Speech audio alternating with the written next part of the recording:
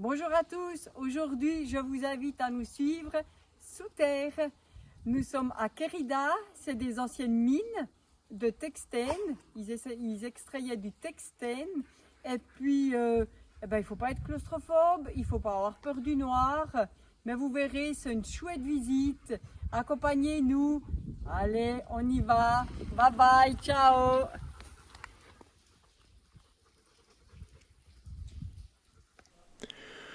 Alors voilà, nous avons découvert hier une ancienne mine abandonnée. Il y a eu plusieurs projets de création pour faire visiter, qui ont tous été mis un peu de côté. Ils ont voulu arrêter, ils ont voulu refaire. Il y a eu des plaintes qui ont été données, puis voilà, ça n'a pas été fait, donc ils ont abandonné le projet de faire une mine pour les visiteurs, mais elle est toujours accessible par un petit chemin et c'est pas dangereux. Nous avons un petit peu regardé sur Google, c'était une mine de quoi? Alors ils récoltaient le tungstène, qui est un métal très dur et très lourd, qui est beaucoup utilisé dans l'aéronautique. Ils le récoltent dans la schillite, on va en trouver en bas. C'est un caillou blanc. Et puis le tungstène est accroché dessus. Puis là, on voit plus rien. Mais voilà, un peu le décor du début. Petit ponton, un petit chemin qui a tout été créé, avec des lampes un peu partout. Puis ça a été abandonné, malheureusement.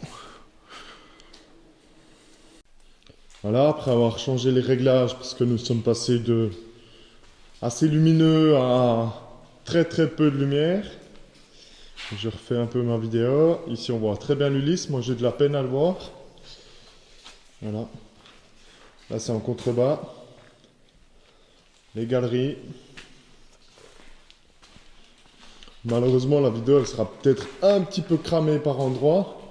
Mais on veut s'enfoncer un peu plus là au fond. Et là il y aura besoin de beaucoup de lumière. On est en plein jour, il est midi. Je ne vais pas vous montrer le haut, parce que pour l'instant, ça crame tout. Mais je peux vous montrer le bas. Voilà. Ça, c'est en contrebas. Il y a, je pense, quasiment 10 mètres de profondeur. C'est quasiment la verticale, on ne le voit pas trop. Et nous allons arriver, après là au fond, vers l'eau. Puisqu'ils peuvent pomper de l'eau depuis la surface. Où c'est que nous sommes parqués, il y a les tuyaux qui ressortent. Alors là, ça devient un peu plus escarpé. Voilà, je vais couper parce qu'ici, on doit passer là-dessous et il y a un peu trop de lumière. Ça va, Elise? Alors ne vous inquiétez pas, ils sont bien plus habiles que nous, les loulous, avec leurs 4 pattes. Il n'y a pas de problème, c'est nous qu'on risque de se casser la gueule. Voilà, attention. Ici nous avons la surface avec un balcon.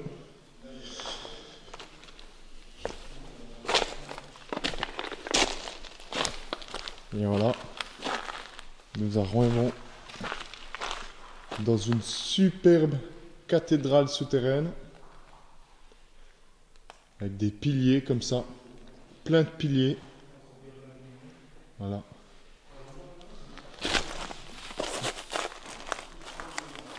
Ici ça glisse beaucoup. Voilà.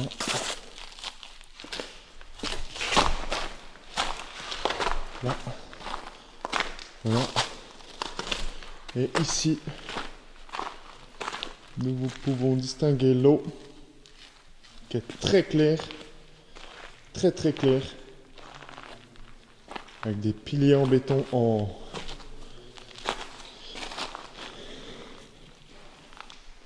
Voilà. L'eau en contrebas.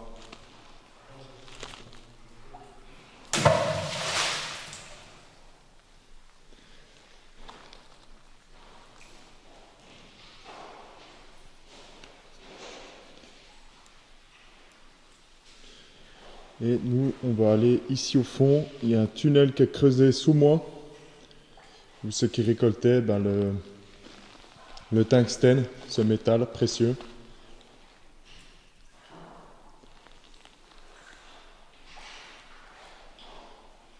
Voilà, magnifique. C'est vraiment magnifique.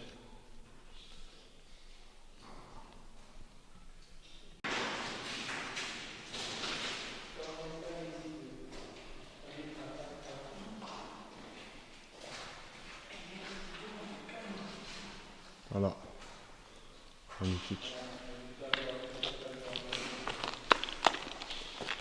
Je vais essayer de ne pas tomber.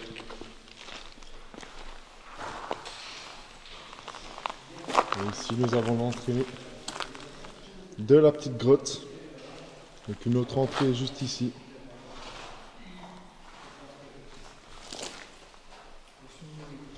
L'Ulysse qui nous suit tout le temps. Ulysse! Et là, truffe.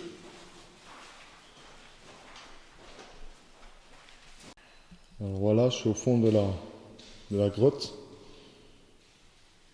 Donc le niveau de l'eau qui est juste là. Ça c'est le fond, c'est même pas le reflet. Hein. Voilà. C'est transparent. C'est magnifique. On ne sait pas quelle profondeur est là, mais ça a l'air quand même assez profonde. Assez profond. J'ai pas vu de carte sur le net qui indique un peu la typographie. Malheureusement, je vais essayer de trouver ça. Voilà. Là, et là on est à hauteur d'eau. Malheureusement, l'eau elle est très froide. Je pense qu'elle avoisine les 5 degrés.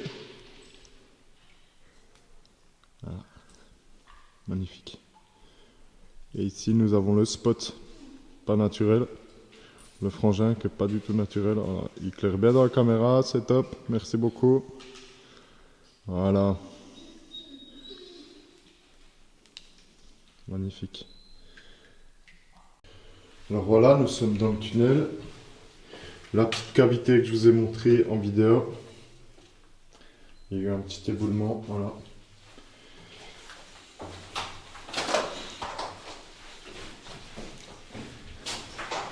Alors voilà, c'est ici qu'il récupérait le tungstène, ce métal très dur. Il y a ce tunnel avant, il y a quelques années, on pouvait ressortir de l'autre côté, mais malheureusement, sous mes pieds, c'est tout de la boue, et puis ça a fait une rivière, et puis les sédiments, ils ont bouché une partie du sous-sol. Voilà. Une des cavités. Nous sommes passés à côté avant. Et le chemin, il est tout en haut, on le voit un petit peu. Voilà. On avance gentiment sans tomber.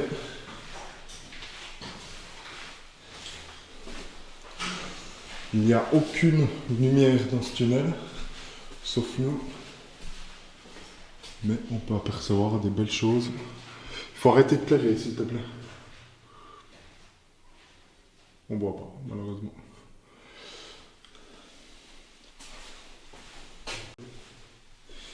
Alors, voilà.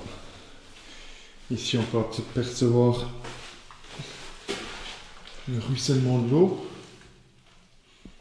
Et voilà la couche de sédiments. C'est toute la boue, la terre. Et ils ont fait un système de pompage pour l'eau.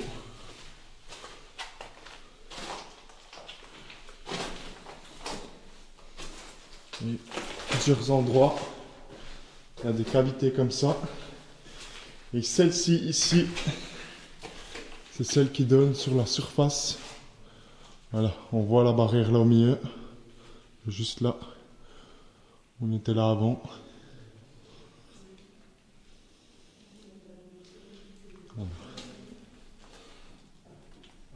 Alors voilà une autre cavité où ceux qui sont allés puis qui se sont heurtés à, je pense, il n'y avait plus de filon, ou bien, je ne sais pas.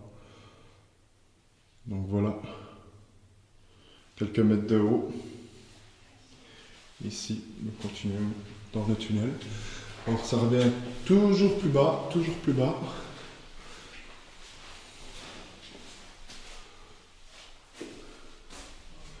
Là, il y a un marquage au plafond. Voilà.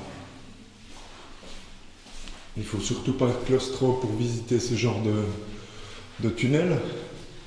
Déjà, ne pas avoir peur du noir. Parce que ça peut vite prendre. Il faut vraiment faire des tests avant. Il n'y a pas de lumière, on est seul. On sait que les réseaux téléphone ne passent pas. Donc voilà. Puis le plafond, c'est un magnifique décor. Je sais pas, voilà. Vous arrivez à voir ce blanc ici.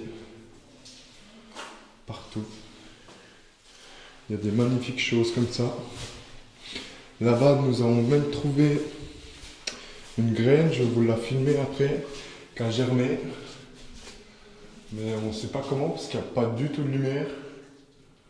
Voilà, c'est magnifique. Magnifique ces décors. Ouais. Ouf. Et ben voilà, j'ai bien eu peur. Une chauve-souris qui m'est arrivée en plein visage. C'est sympathique, son sonar a averti juste avant qu'il y avait un angle qu'elle ne pouvait pas passer. On dérange un peu la vie animale ici. Et ici, une autre cavité.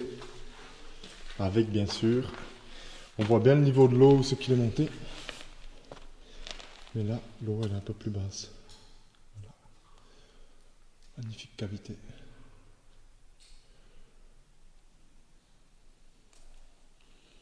J'essaie de filmer au mieux, j'ai la frontale sur la tête. C'est relativement très grand. Puis là-bas, il y a un autre accès. Voilà, une chauve-souris qui vole. Elle repart. Un autre bout de la cavité que j'ai filmé avant. Et juste après, nous allons tomber sur un forage. Ici. Ah, ils ont foré, ils sont arrivés dans la même cavité. Ici en haut, on voit les marques de forage. Puis c'est blanc, ça c'est de la schillite, comme j'ai pu comprendre. Et c'est là-dedans que le tungstène vient se former. Et le tungstène, on peut le voir à la lumière noire normalement, et puis il brille fluorescent. Voilà. C'est relativement toxique, le tungstène, et surtout quand on le récupère, parce qu'en fait c'est très, très inflammable. Puis ici, je pense qu'on ne voit pas beaucoup, voilà, je pense qu'on voit un peu mieux. Puis ici, vous pouvez voir, c'est mou. Voilà. Est-ce qu'il veut me faire le focus? Non, pas de focus. Voilà.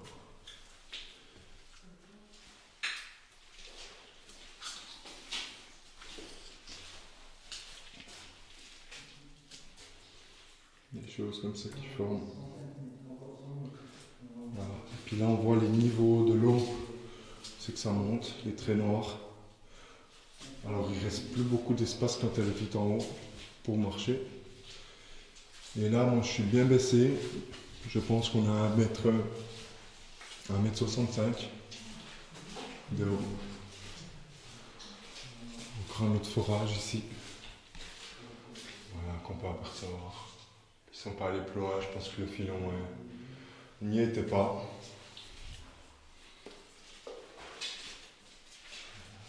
Voilà. Puis là on avance, on avance. Même la Sylvie est baissée là-bas, et pourtant elle est très petite. Tu mesures combien, maman? 1,63. 1,63. Puis elle est baissée. Et voilà. Puis normalement à l'époque, il y a 4 ans, j'ai vu une photo, c'est que le sol, on pouvait marcher jusqu'à la sortie. Il y a 100 mètres. Voilà. Ici c'est des calcaires qui coulent. Avec du bois, ils ont étayé tout ça. Et je peux aller un peu plus loin.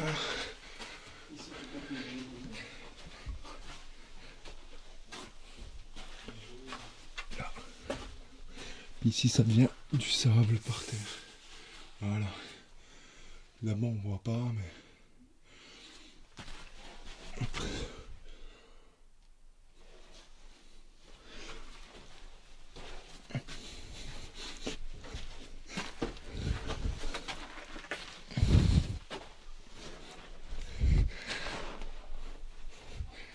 Et voilà, ça s'est effondré.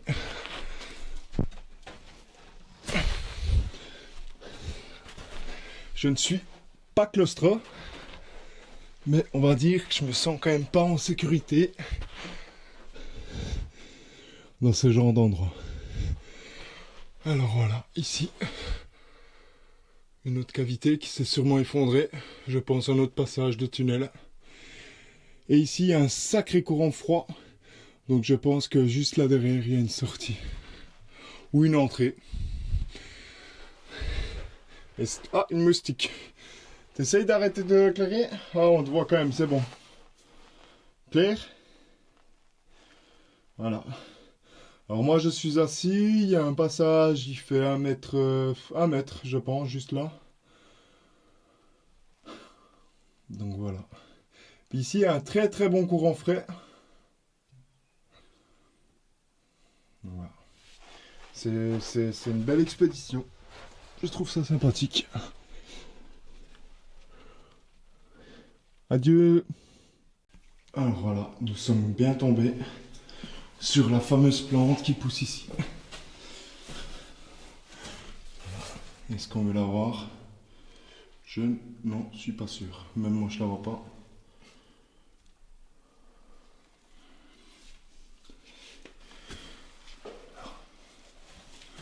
On la voit pas.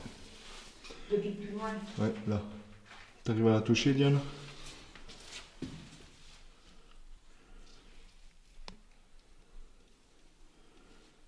Là, j'espère que vous la voyez. Je fais tout mon possible. Voilà, là on la voit. Qui pousse là au... Alors voilà l'entrée de la mine. Où c'est que auparavant ils voulaient construire, faire un musée pour montrer l'exploitation qu'il y a eu ici. Avec des entrées payantes, je suppose. C'est ce qu'on a pu lire sur Google, les informations. Et malheureusement, comme souvent ici au Portugal, quand c'est laissé à l'abandon, il y a destruction. Donc il y a 2 portes coulissantes en verre qui ont été cassées. Et puis normalement on rentrait dans la mine par cet endroit juste ici. On voit le haut du rocher là, voilà. Là une barrière, et puis là c'est aussi l'entrée. Donc pour maintenant il faut passer par un petit chemin qui a été créé. Voilà, ici.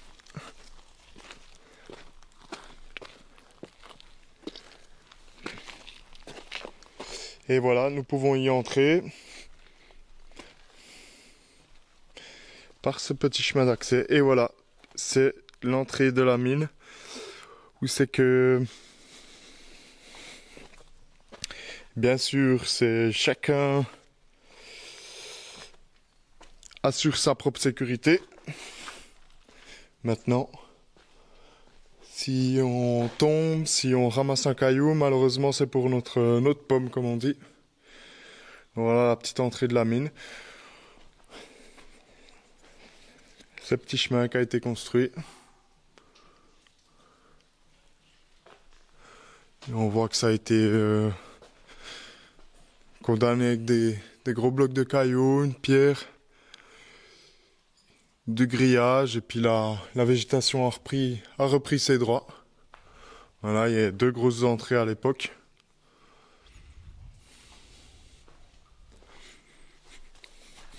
Malheureusement, suite à divers abandons et compagnie, c'est tombé à l'eau. Le projet est tombé à l'eau, l'investisseur est tombé à l'eau, et plus rien n'est fait. Et c'est resté à l'abandon, malheureusement. Parce que ça aurait été un chouette projet d'aménagement.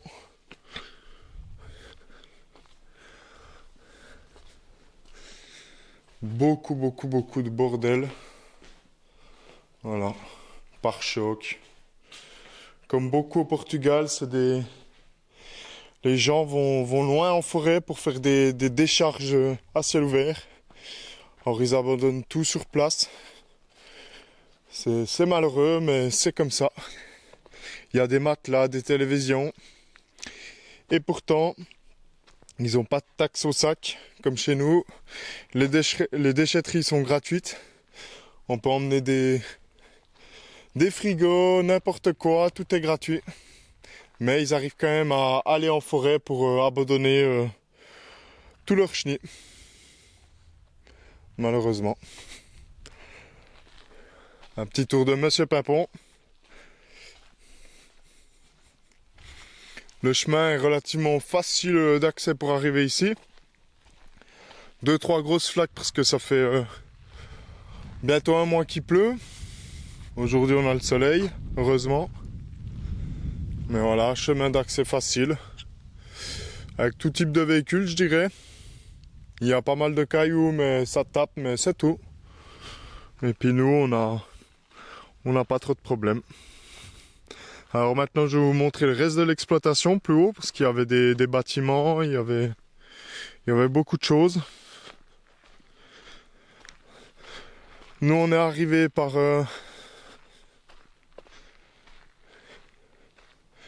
ici, on voit les traces de Monsieur Pimpon.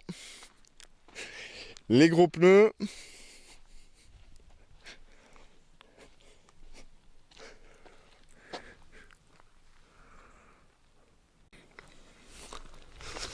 Voilà le reste de l'exploitation, les bâtiments sont détruits.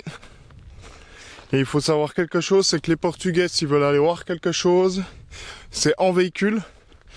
Quasiment toutes les montagnes, les points d'accès, les points de vue et compagnie sont... Il y a une route à côté. Donc nous, ça nous est arrivé de faire 3 heures de marche en plein soleil. D'arriver en haut puis de voir des touristes touristes portugais ou bien n'importe, arriver en voiture, se poser 5 minutes et repartir. Voilà. Alors ici, ils sont assez fans de 4x4 aussi, donc aucun problème pour eux pour aller n'importe où. Ils ont vraiment des préparations presque hors normes pour rouler sur la route. Voilà, tout a été laissé à abandon. Les fours, les silos, je pense, je sais pas. Ça fait déjà quelques années qu'il n'y a plus d'exploitation.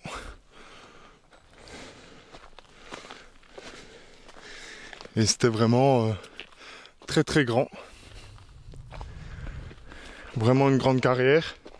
On a découvert juste avant la sortie de la grotte qu'on vous a présentée, mais c'est juste beaucoup de boue et rien de vraiment très spécial. Je l'ai même pas filmé.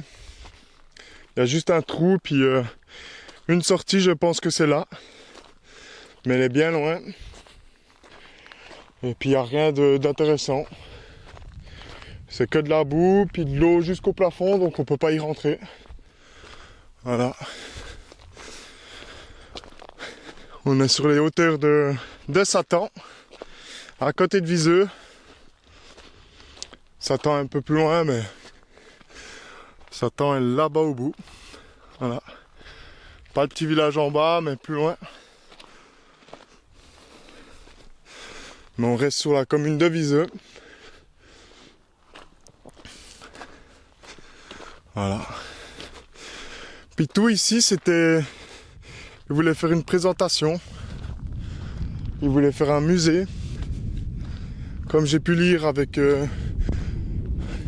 des infrastructures, montrer quels minerais ils exploitaient et comment ça se passait. Un peu comme chez nous, ceux qui sont allés déjà aux mines de sel de baie. Voilà. Ils voulaient vraiment faire quelque chose d'assez grand. Et malheureusement, tout est parti en cacahuète.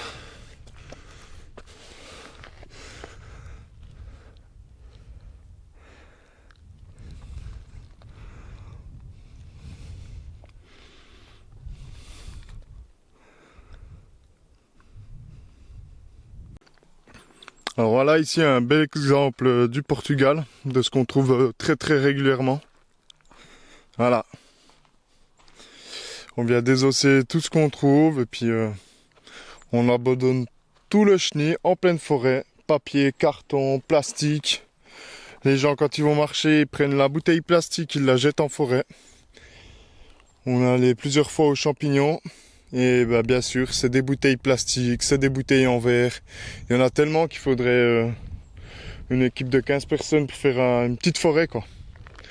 Alors voilà. Tout abandonné, tout est vidé là. Un parapluie, une voiture. Tout du plastique et puis voilà. Ça va rester là un sacré moment, ça va se décomposer. Et pourtant, ils ont de la très belle nature. Des très jolis coins, mais partout c'est qu'on va, s'il y a un bout de chemin qui arrive, il y aura des déchets. C'est sûr à 100%. On en a trouvé des montagnes de déchets. Ça nous dégoûte vraiment beaucoup. Je sais pas si je parle français, mais ça fait rien. Et c'est comme ça ici, malheureusement.